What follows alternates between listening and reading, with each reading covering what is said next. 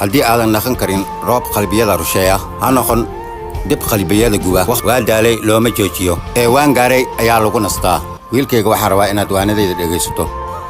aqoontu waxay ku siinaysaa awood laakiin dabeecadda wanaagsan waxay ku siinaysaa ixtiraam u isticmaal dhoola caddeyntaada si aad adduunka u beddesho balse ha u oggolaanin dunidu inay beddesho dhoola caddeyntaadu noloshu waa kulan lama filaan ah balse leh fogaansho bilaa sabab ah haddii aadan naqan karin roob qalbiyada rusheeya ha noqon dib qalbiyada guba wakhtigu waxba ma daaweeyo balse wuxuuna baraa sidii loogu noolaan lahaa xanuunadu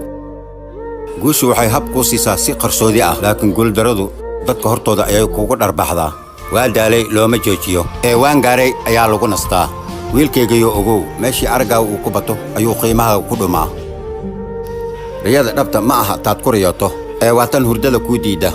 kalsoonidu faraha badan qarfin ayay kuu gelaysaa mararka qaarkood kalinimadu way fiican tahay